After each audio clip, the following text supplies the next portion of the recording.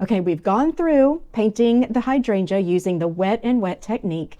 Then second part was how to add more details and the veins and use a dry brushing technique. Now I'm ready to show you how to ground this, make it look even more realistic by adding a shadow underneath it so that it looks like you can just pick it right up off the paper. And don't forget, if you feel like your watercolor paintings are missing a little bit of something and you want to paint more realistic, grab your free copy of my guide called The One Magic Trick to Improve Your Watercolor. I have it listed in the description box below. Now we need to mix up a color for our shadow. And pretty easy. I'm going to show you what we're going to do. First of all, I'm going to put a little bit of water into this well right here. I'm going to start out with some of the blue that I just have right here on the side of my palette.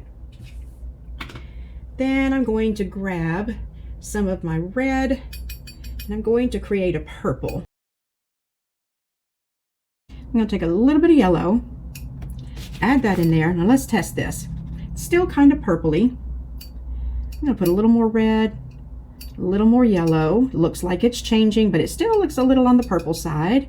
So I'm going to add a little more yellow still. Now that turned it brown, so I need to add more blue. Test it out. Okay, so there we go. That's a nice black color. Oop, you can't see it, can you? Right there. So that's what we're going to use for our shadow.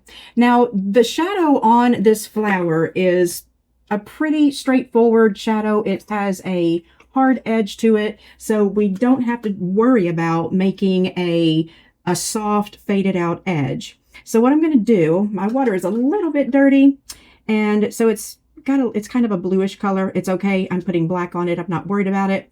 But just like we did with all of those petals and getting it wet, I'm going to get the shadow area wet also.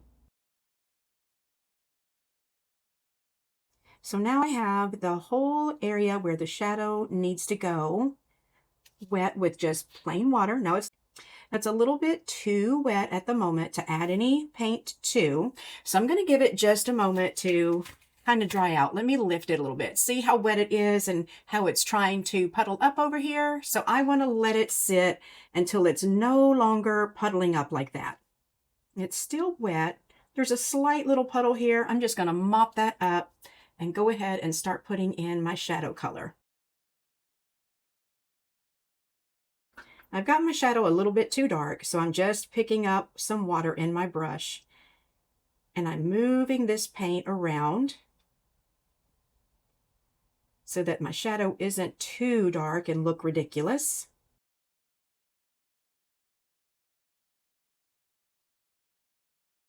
Over here, the shadow is slightly lighter. I think I'm going to pick up some of this color. I do not want the shadow this dark. Going around the outside edges, trying to get all that nice and straight. Over here is starting to dry out, so I'm going to have to be very cautious if I'm going to add any more paint in that area. And I do want to add a little more depth, a little darker value right here, right next to where the flower touches the surface, because naturally that's going to be where the darkest part of your shadow is going to be. Okay, I want to smooth this out, but I need to make sure that I'm not going to create a back run. So I'm going to take all the moisture out of my brush, and with a dry brush, I'm just going to move some of this paint around because I wasn't liking the look I was getting right there. And I need to smooth this out over here just a little bit more and get this straight. Picking up some drier paint, taking out the excess moisture. I'm going to drop some in right along here, here, and here. And now I'm going to leave it alone. I'm going to let it be because my paper is drying, and if I keep fiddling around with it, I'm going to end up messing up my shadow, and then I will not be a happy camper. So let's zoom out just a little bit and get an overall look at what we have here. So first we worked on the wet and wet technique, getting the base colors, the shadows painted into all of these petals.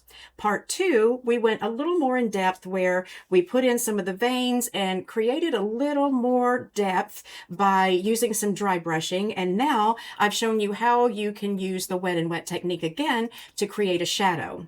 So if you have any questions about any of these videos that I have posted here about this particular flower, be sure to leave a comment in the comment section below. You can always send me an email. That will be in the description below as well.